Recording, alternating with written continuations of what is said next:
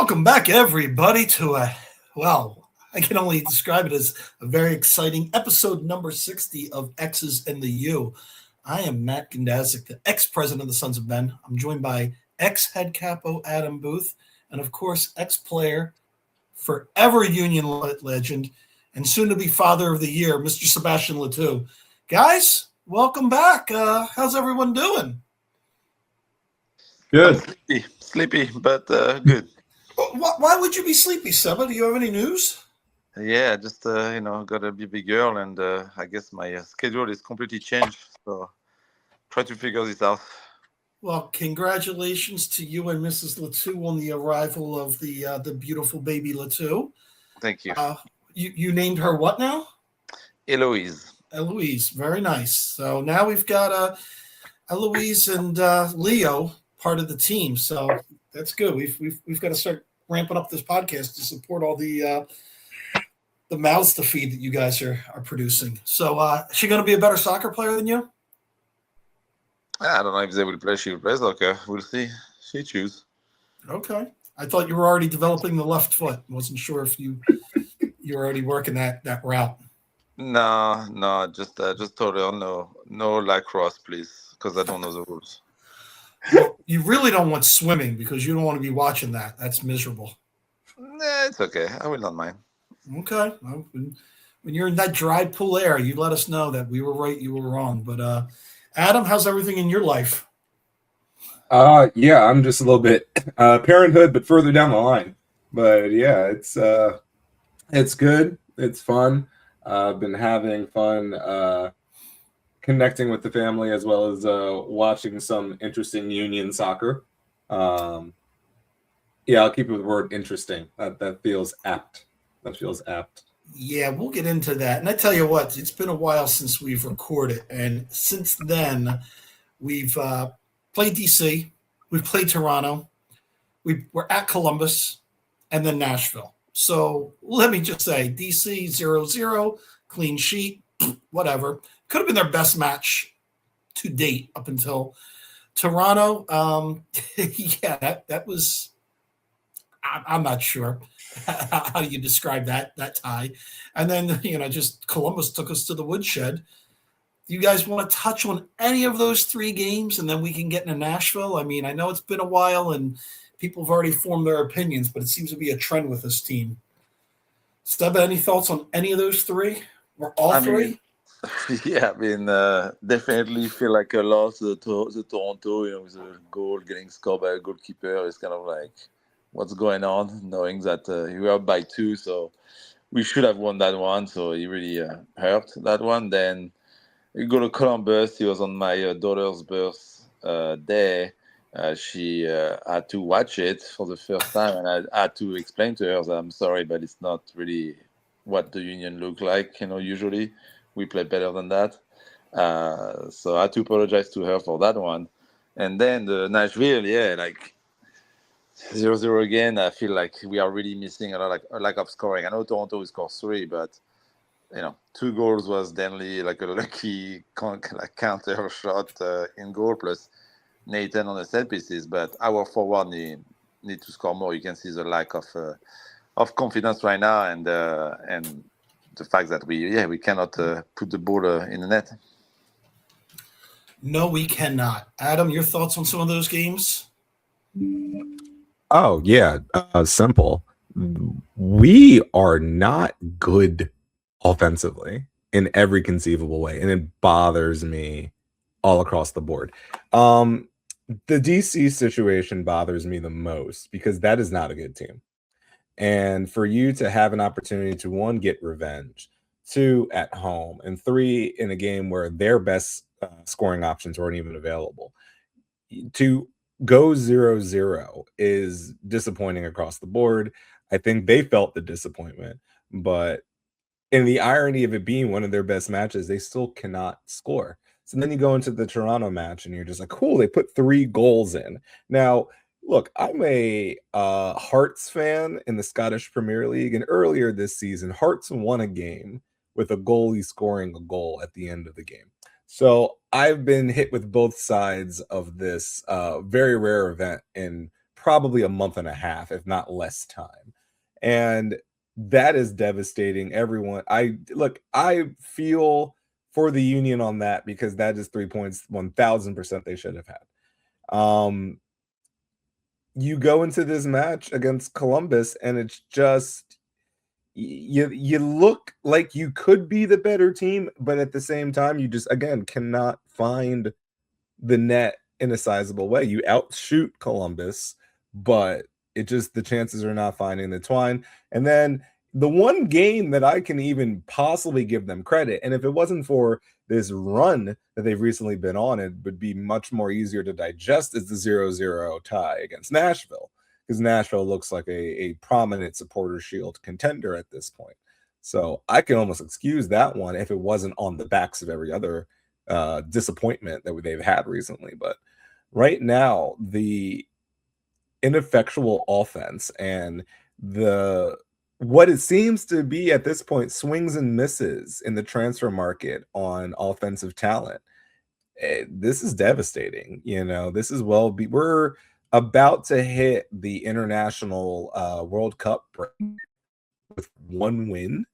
Now, I mean, like, we still have an opportunity. We've got 3 more games to possibly, get off the snide, but only one of those is in Chester, which honestly could be a good thing. And it seems like they play almost better on the road at this point. The only win they have is on the road so far, and not even in this country. So, this is bad. This is bad, and all across, none of those games outside of maybe the Toronto game up until the 98th minute made you feel good about this team. This might be the darkest timeline. Yeah, I've been on the road a lot, so I've been watching a lot of this on the old iPad, and it doesn't look better on the small screen. That's for sure. Didn't look great in person. It's just like you said. But I do have to question you on one thing, Adam. I believe you used the term "find the twine."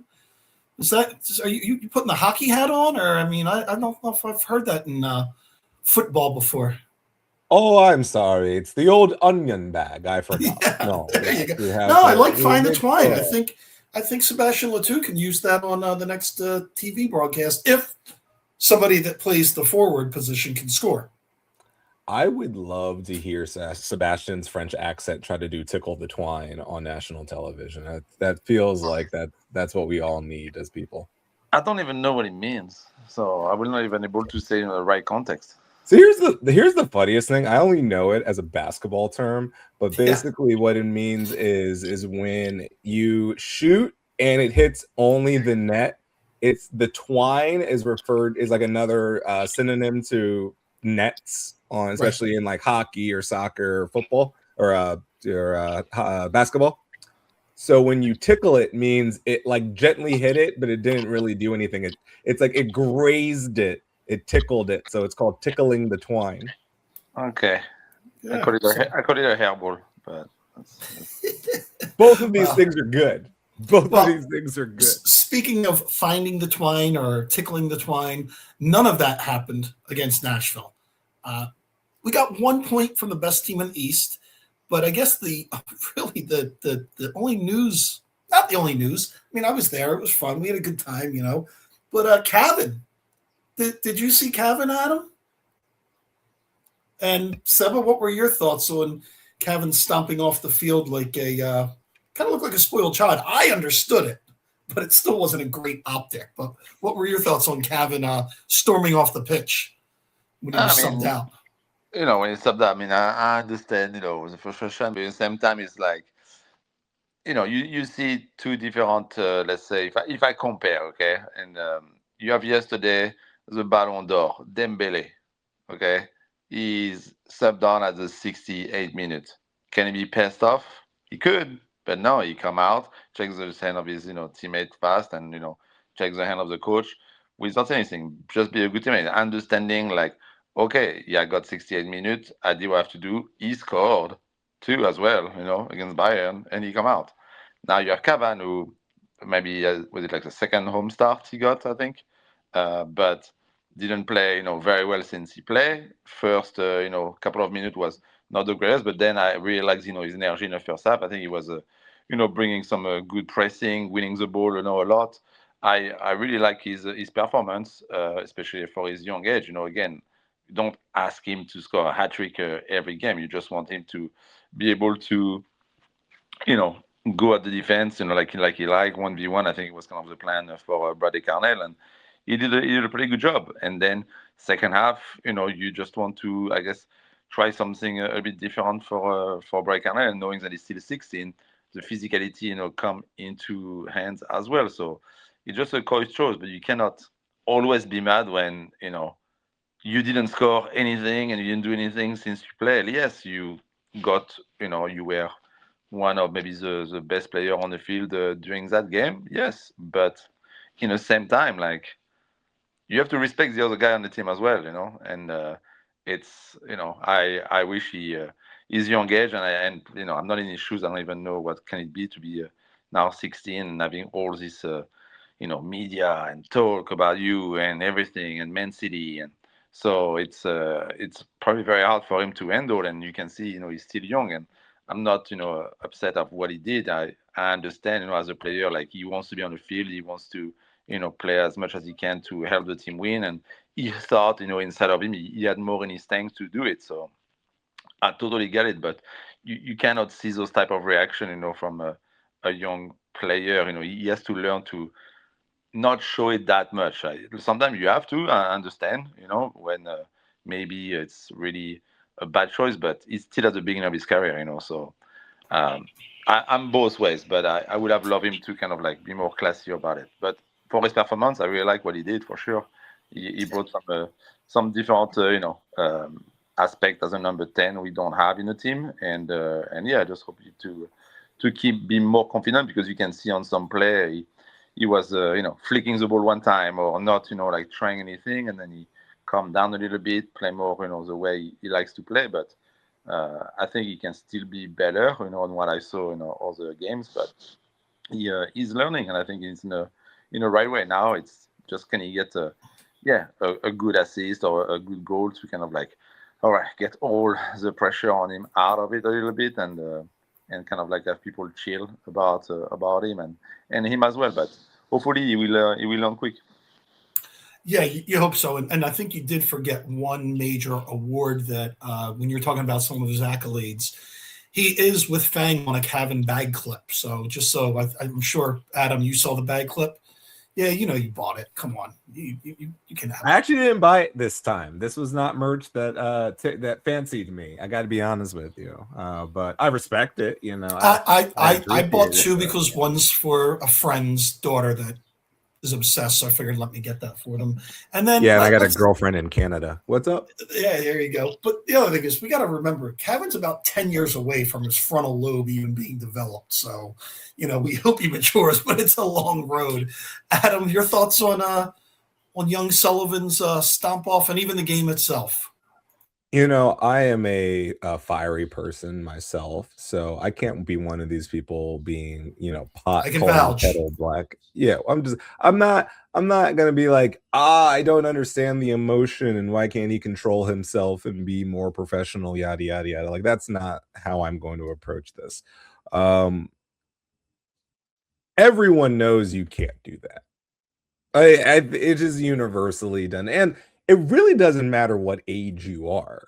You really just can't do that. And I think Kevin's been on the first team roster long enough to know that that's not going to fly. But he's also, again, he's a 16-year-old boy who's got now so much more pressure put upon him because his brother's out and this team has fallen apart.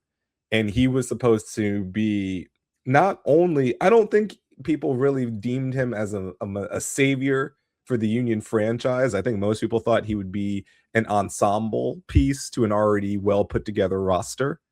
But now, with the fact that these guys can't hit the broadside of a barn with the banjo, we have to figure out how to score. And the pressure has gotten upon this teenager. It is really tough.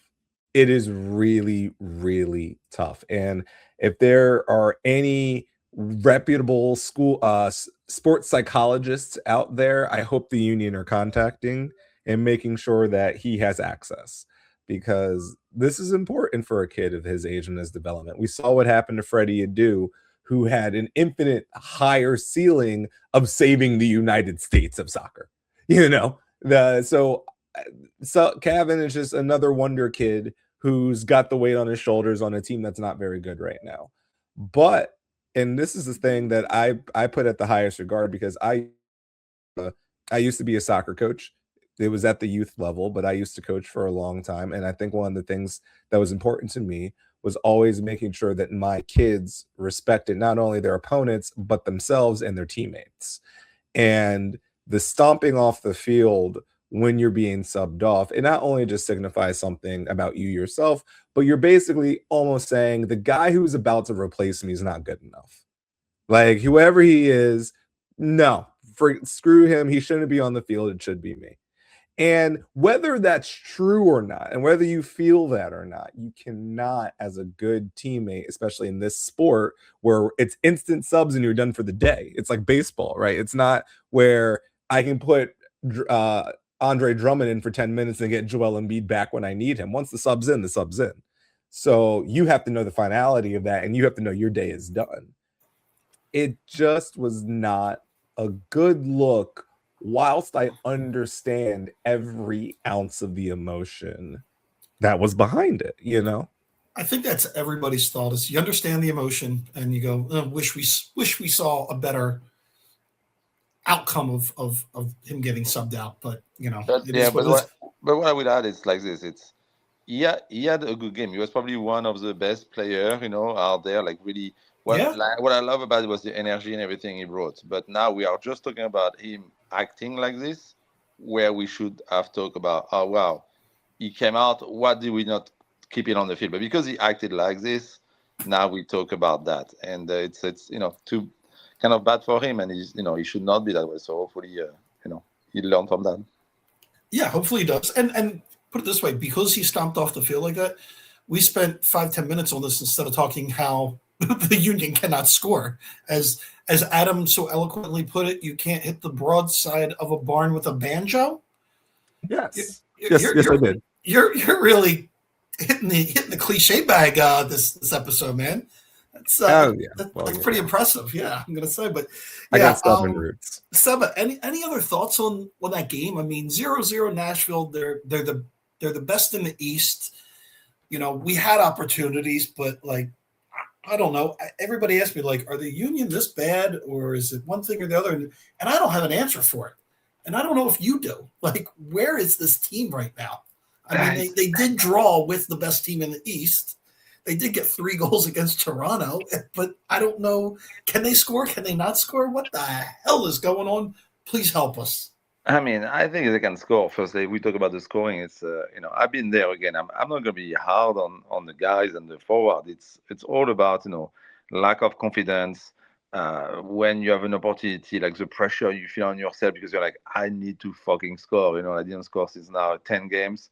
I'm here for that. So you can see, like, every time, like the chances we had, in a game, and the first one with Lukic. I know it's not his position, but in the box, like last year, he would have probably like scored upper 90, like volley. He sky it, like mishit it with the outside, and he has to be minimum on target. Then you have the one of Iloski, try to go with power, around the defense, and he could maybe like have chipped the keeper, if you are more a bit lucid. Then you have Damiani coming in and having like the cross from Anello, and he's skied in the son of Ben, like trying to put too much power instead of maybe placing it.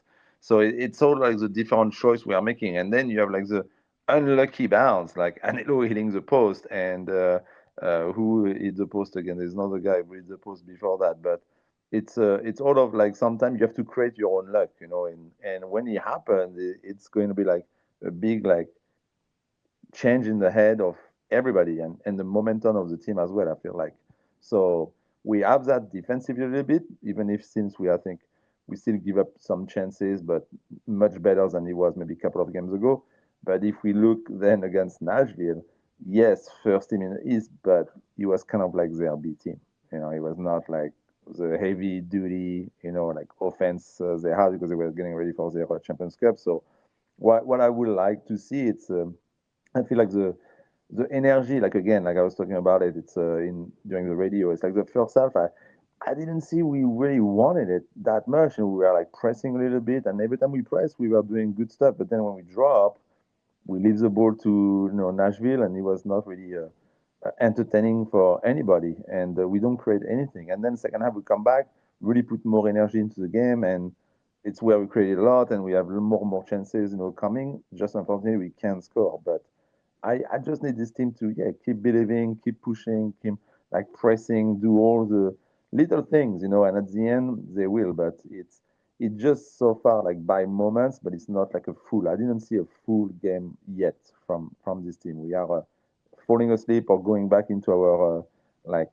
unconfidence, like type of play that nobody, struggling, like trapping the ball or making a simple pass and giving the ball away for a goal of the opponent.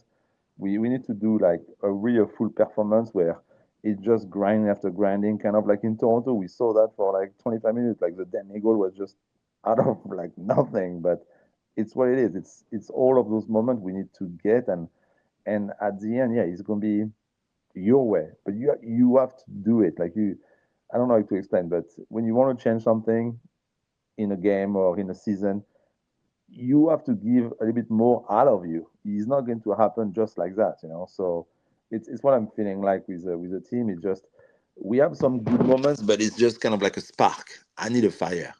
I need like to see like we are all together in it, and you can see we are still not, according to some reaction of some guys, and we just talk about Cavan coming off the field. It's not, the right steam period that we saw last season.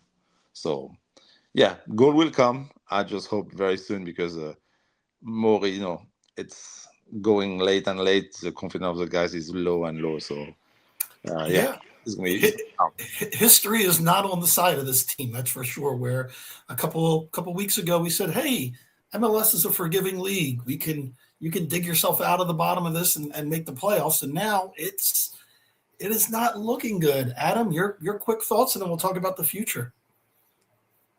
To dig yourself out of a hole, you have to actually start digging, like actually putting in the effort to dig. And it's like, the thing about this roster for me is a lot of the past years, even going into last year, there were union guys on the roster. And then basically what Ernst did was they put other guys in there to fluctuate and find spots and all of that. But you had Jack Elliott, you had Glesnes, you had guys like Gazdag, guys like Ura, guys who were around the roster for a while, who were invested in the union philosophy and how this team played and how they scored their goals, the drop in possession, the counterattacks, all that stuff. You had guys who understood the assignment. None of those guys are on this roster anymore, for better or for worse. And these guys are not coming together and gelling. It's just not happening. And yeah, having injuries to guys like Westfield and then having to sub guys in and out of the roster and not getting the same production from Alosky and Indiana that you were hoping for from last year, and having these guys up top not work out virtually whatsoever.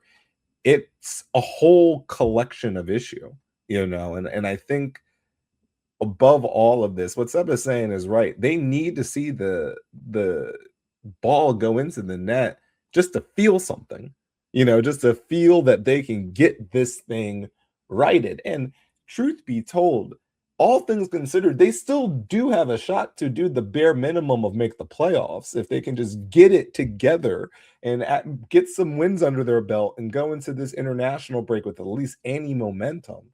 But you can't keep being the team that puts 16 shots on net or 16 shots up, only 4 of them get to the net and none of them get inside. Like the other night, I was watching the NHL playoffs, and in Game 7 of the elimination game between Montreal and the Tampa Bay Lightning, I believe Montreal had total in the game 12 shots. Like in the entire game, had 12 shots. At some point, they played an entire second period without getting a shot on goal. And you know what? They won the game. Because you know why? The 2 shots that of the 12 they got, 2 of them went in, and Tampa Bay with 35 shots, could only get one in. And that's how the nature of the beast is somehow.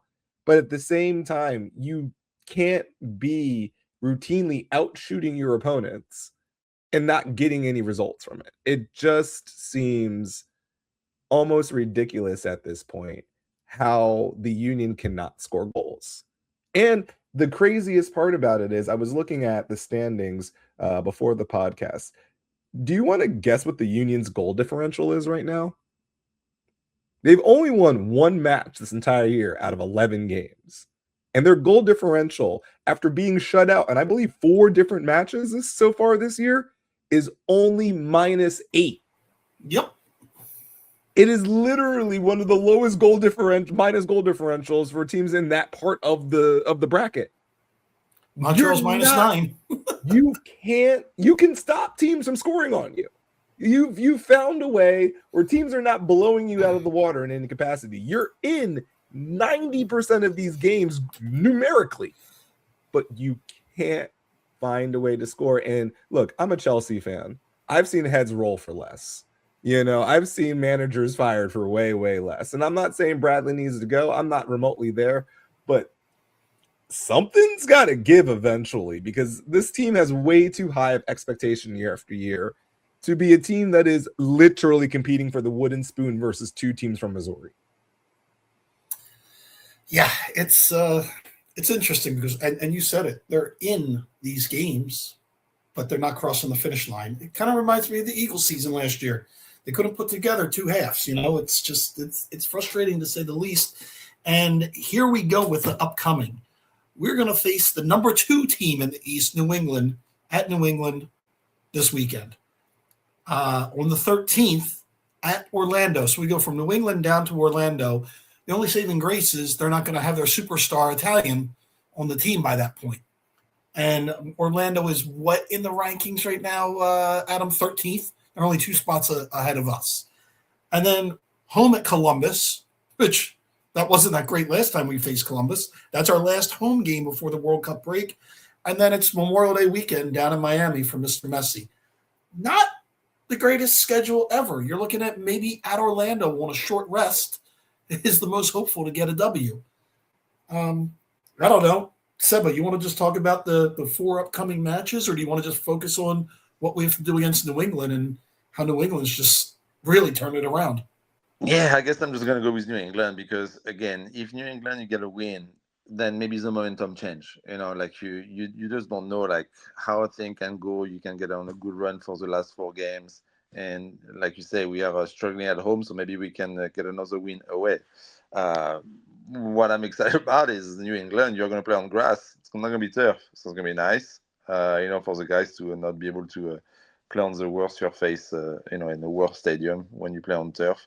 So it's big grass. It's going to be nice. But yeah, New England, I think, very solid this year. Doesn't make much noise, because of a new coach and everything. But they are playing good. They are scoring goals. They are solid defensively. So, it's going to be a tough task. But if we can get a result in New England, I think the confidence of the guys can really come back because they're going to play their best team. It's not going to be like the B team of Nashville or whatever, but they get a result away. I think then you go to Orlando in a much different perspective of what you can accomplish. You lose New England, it's going to be a tough 3 days of recovery to then travel again to Orlando. It's going to be a hot weather, much different than New England. So it's going to be a tough game. So I really hope we get a good result, hopefully a win in New England. It's possible. I really believe in it. But then I want that win, if we get it, go back to Orlando and feel like the start of last season, when we beat Orlando 4-2, when nobody had eyes on us or thinking we can do it. We really play a great game, pressing and everything. I need to see that again. So hopefully they can do a good job in New England and the momentum can now carry and get another positive result in Orlando. Adam, your thoughts? New England, and then the schedule too. I mean, you're looking at New England, boom, short schedule. Orlando, boom, short schedule. Columbus. Then you got a week and you got Messi. They're they don't have an easy road before this break, and they need this break. You know, the craziest thing about it is only being, I believe at this moment, you're only 6 points out of a playoff spot. That's 2 games, right? Which is crazy to even think about how bad this season has been, but you're still only 6 points out of a playoff spot as of now. But the problem is there's a lot of teams that have also had bad seasons that are still kind of in it, and one of those teams is Orlando. So they should be as desperate, if not more desperate for you at home to win that battle. So like that might be your best chance to win on paper, but I expect emotionally that might be one of the toughest matches you have in the stretch. Look, this is a gauntlet, and this is why it was really important to get results against DC earlier in the year. It was really important to take care of some of the lesser opponents, and you did beat Montreal. You should have beat Toronto, you know, and that could have really helped you in your situation right now. You know, you should have also possibly taken points off of Atlanta more. And then all of that could have happened, but they did not. And now you're stuck behind the 8 ball, and it's getting meaty. Now you're playing against some of the big boys, and hopefully, you know, it might be some some pre-World Cup hangovers from Miami and all these other clubs that are not going to have their players, or going to, you know, maybe their players are resting or stuff like that. And this is going to be tough, man. Like, this is going to be a tough stretch of games, and I'm happy for all of the players that now get to play on actual grass at Foxborough. I feel bad for Sebastian and everyone who had to play on that farce known as turf in the frozen tundras of suburban Providence, Rhode Island. That legitimately, and the fact that all it took was a World Cup to come to America for us to fix that problem is hilarious to me. Like, all these years they were just like, we're just going to keep the turf until the FIFA comes, and then everyone gets grass. Philly, you get new grass. You're going to get new grass in New England. Atlanta gets new grass. And I'm just like, couldn't have done that from the beginning. That's crazy. Weird. I wonder if New England's going to keep it, though. Oh, probably not. Yeah, they'll probably rip it back up and put. Yeah. Like, it's hella expensive to maintain that in, you know, what's borderline Canada. I get it. Like, I'm not stupid, but at the same time, I don't think Bob Kraft's hurting for money. I think he could, you know, put some. I mean, the cheapest people I know are some of the richest people I know. It's they don't stay rich without being a little frugal. Yeah, that might be where he decides to cut corners. That is true. In realism, and realistically, and just to touch on it briefly, this can also change the season, right? So, like, you can go into this and say, well, based off of the previous experiences that the Union have, they have no shot. And it's going to be, maybe if you can get 4 to 5 points out of all of this, you've done a good job. But what if they got 10? You know, what if they actually won a couple of these games? What if they actually go to New England and win? What if they knock off Orlando and do that? Then you can turn around this whole season.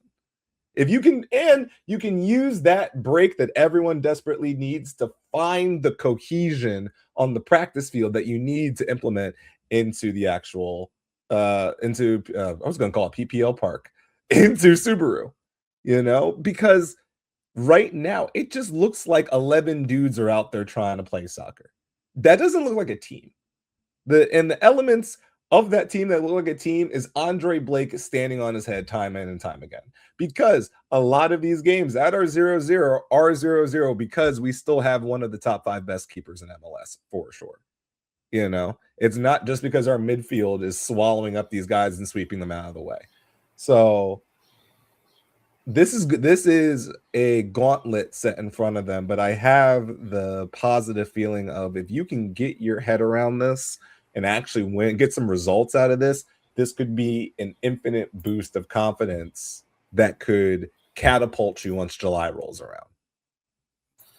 Well, we are going to see, because we've got this gauntlet of matches, and then it is the World Cup break. I don't have to remind anybody, the World Cup's coming to Philly. Its first game is June 14th, so we are 5 weeks away from World Cup hitting Philadelphia. The Union definitely need this break. They gotta like you said, get some points out of this schedule, out of these next 4 games, not home games, and then the World Cup break. And then you're hoping for, Seba, maybe how's Quinn looking? You think he's playing in July for the Union? I mean, I haven't really heard much. I'm not sure if you have. I saw him on the field, getting ready and getting more touches. But I feel like they are going to make sure, everything is made for him to come back at the right time. But I think, when I was talking with him right after his surgery, a couple of months ago, I think the goal in his head was, can I come back after the World Cup? So I think he's on a good plan to do that. But again, I'm sure, nobody's going to take any risk to make him come back too early or make him play him too much. We'll see. I know, they have a little break, of course, during the World Cup as well. And they have, a couple of games, friendly games they play before restarting the season. So let's see if we see maybe in action a little bit with those friendly games, get a couple of minutes. Or if maybe just to start easy, go with the second team, Union 2, to get some game as well and get a real competition. So, I will not be surprised if we see him maybe in July or August. Well, that would be a welcome addition to that. Let's little around the league news. Adam, remember when we were all doing Save the Crew? Do we want to save Vancouver? Have we learned our lesson? We save the Crew, and then they keep biting us in the ass by beating us. I mean, do we really want to save the Caps, or do we want to let them go to Vegas? And then we've got Vegas away trips, man, every time we play. I don't know. And here's the funny part. Why don't we just argue enough about this long enough and just get 2 teams out of it like last time, as opposed to just losing one and moving markets? Seba, is this not the weirdest part of American sports to you? Like the idea of relocating an entire team to another country? Yeah, I just feel bad for the fans. It just, Especially now that they start to play really well. Now they're trying to, I could see if they were sucking it like they were a while ago. And Seba, talk about bad turf. That Vancouver Stadium, you had to hate playing there when you were in Cascadia. Yeah, it wasn't the best, but it was still better than New England, I have to say. When you change team, I feel I feel so bad for a fan. Like, imagine a young kid who grew up with a team. Like, I grew up with my team in France, and it's still in my heart. But imagine we say, oh no, they don't play anymore. They're going to play now in south of France. You're like, what? Like, it's very weird. Yeah, well, they would play in Monaco because that's the Vegas of Europe. But still, I'd be like, no, like, come on. I don't know. Again, I didn't grow up here. I don't come from, this country. Yes, I'm still, try to understand a lot of the thing you are doing here. If anybody should move, it should be the New Jersey Red Bulls. There's not room for 2 soccer teams in New York, New Jersey. Just go to Vegas. You'll make your money up on Red Bull and vodka sales in the casinos and the nightclubs, Sir, there's like 15 teams in London, and I believe it's like comparably sized. I mean, you can't say they can't get 2 clubs in New York City. No, they can't. It's been proven. Have you been to Red Bull Arena or Sports Illustrated Stadium or whatever it's called? I think we have a chant about the seats. Empty seats, Come on. You do speak a lot of truth, and I always find when I put a barometer of what MLS is, and I say that the smaller markets tend to run this league much more than the larger markets do, basically outside of LA. It really just goes to the fact that you can have 2 matches happening in New York at the same time, and the combined attendance of both of those matches would still be less than one Seattle Sounders game. Yeah. So I don't know, but my heart goes out to the Vancouver fans. I do have friends that are out there. It's just, I don't know. I'm still feeling bitter about saving the Crew, and they didn't even say thank you to us. So maybe that's just because people in Ohio are a-holes. You save the Caps because they predate MLS. They're one of it's like saving the Cosmos in a way, where you're just like, this is soccer, North American soccer history is the Vancouver Whitecaps. And I know it's sexy to move every sports league to Las Vegas. It worked out for the WNBA, worked out for the NHL. Eventually, Major League Baseball's gained their team. The Raiders are not good, but they seem to draw well, and that's really what they want out of that experience. Oh, yeah. And eventually, the NBA is going to get there. It's just a matter of time. They announced where they're putting their arena. Well, that's what I'm saying. But it just seems like in Major League Soccer, especially in this league where expansion has been the calling card of MLS, there's been 10 teams that have joined MLS since the union have come in, in major markets too.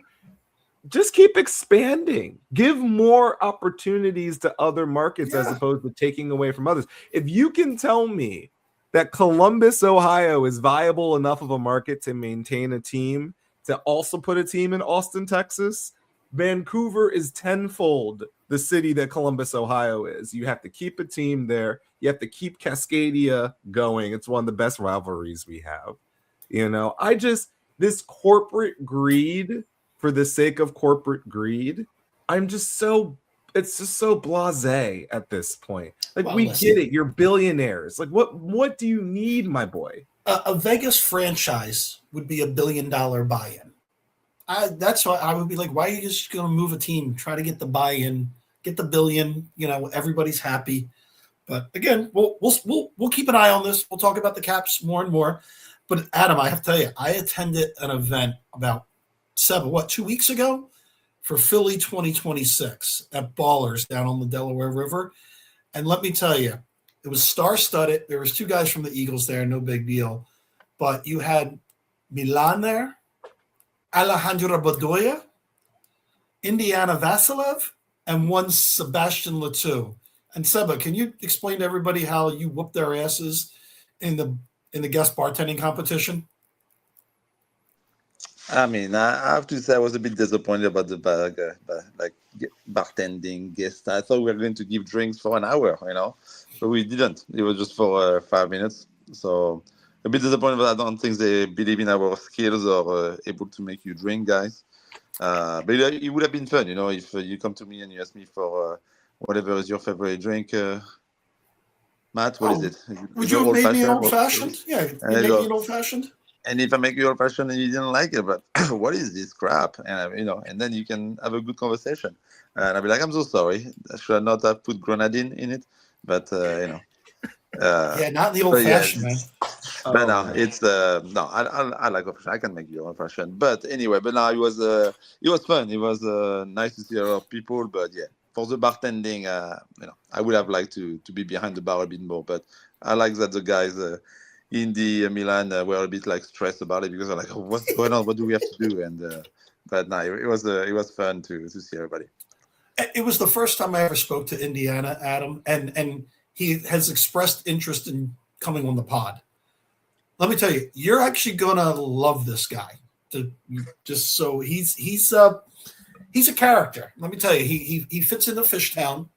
And he's a character, so we are gonna have to make that happen where we get Indiana Vasilev. But his only request was if he could curse on the pod. And we're like, no problem. No, this is a Disney podcast. What are you talking about? So looking forward for maybe over the World Cup break, we'll have Indiana Vasilev, and during that time, maybe we'll do it somewhere live where Seba can make drinks because I'm gonna take him up on the grenadine old fashioned, Guys, we're going to Yards. We're gonna make grenadine old fashions inside of a brewery with 7. There's no grenadine old fashioned, guys. It was a joke. It was just to tell you. I will take your Shirley Temple old fashioned, sir. Don't do that to me. That sounds delicious. Instead of the cherry, you just put a couple drops of the grenadine. It's supposed to be maraschino cherry. Exactly. Exactly. Let's do it. No, I think. Look, I want to meet Indiana. He reminds me of half the people I went drinking with in the 2010s. So yeah, I'm excited. That might be the best description of the young man. Now, if you need some light reading, and you're gonna have to go back a day or two, but Blast from the Past popped up on Crossing Broad. Adam, I don't know if you saw this. Kevin Kincaid had a Q&A with Seba's old boss, Nick Sack. Nick Sakavich comes out of retirement. And let me tell you, nothing has changed, Adam. Nick Sack is Nick Sack's number one fan in this article. I implore all of you, go to Crossing Broad. You're going to have to go back a day or two and read it. And then you're going to be thankful that Nick's no longer there. If you take a drink for every time he says the word I or gives himself a humble brag, do not drive for like a week. Don't drive. That's the article you want to read. I was thoroughly entertained. I read it twice, just so you know. And read it twice. Read it twice. So oh my God. very very entertaining. When someone does the oral history of the Union, man, I swear to God. Oh God, yeah, you wouldn't believe it. But yeah, you got to read the Nick Sack article on Crossing Broad. Shout out to Kevin Kincaid. And the only thing I have is, hey, we know Wrexham's coming into town August 2nd, so keep an eye out. I think it'll be a good old time. I don't think it'll be great soccer as much after a Union game the next day. But, you know, it's Sunderland till you die and Wrexham and Rob and Ryan and all the drama. So if you like reality TV, come on down to Subaru Park for August 2nd for the Wrexham match. But why do they keep sending us the championship? They thought they were going to be in the Premier League, just saying. Did they? They did. They really did. Well, it's like Tottenham thought they were going to still be in the Premier League. They're hanging in there. So we will see. And I don't think Ipswich Town is going to draw as much as Wrexham. They don't have their own TV show. So that's what happens. Derby County, kids. Derby County. Yeah. All right, guys. That's everything I had on the agenda right now. So I want to see Seba. Anything to talk about? I believe there's a camp coming up in Wildwood. Is there not? Yeah, there is. The week after the 4th of July, so July 6th to the 9th, I'll be there. You know, my annual camp. It's gonna be fun. So please join. It's and what was your photo shoot with Heather Mitz? I forgot to ask you about that. It's for a work I do as I'm an ambassador for the homeopathic medicine Arnicare, like from Boiron, it's a French company, and Heather, it's a lot about natural product as well. So she was a part of it. So something for the World Cup you will see on social media. When you get old and when you play, you can use this product. It's good for you. So yeah, no, it was that's what we did last Friday. Nice. But other than that, no, I'm just gonna get some rest because Daddy is a bit tired. So I get some rest now. Get some sleep, Seba. Adam, anything to promote? Talk about? Well, we didn't really talk about this because we ran out of time. Shout out to this World Cup that's now about to be. Sorry, did I mute myself? No. Shout out to this World Cup. Yeah. We didn't talk about this because we're about to run out of time, and it's been like 47 minutes. No one wants us to do a podcast this long.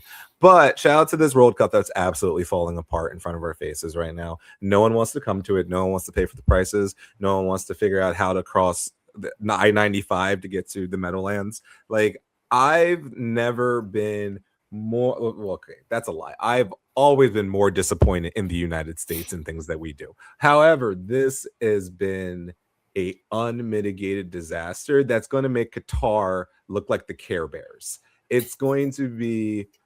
I'm so upset on behalf of anyone who decided to travel across an ocean to come to this tournament, because it is going to be one of the worst World Cups of all time. And it's not even going to be close. Like, it's going to be categorically one of the worst World Cups of all time.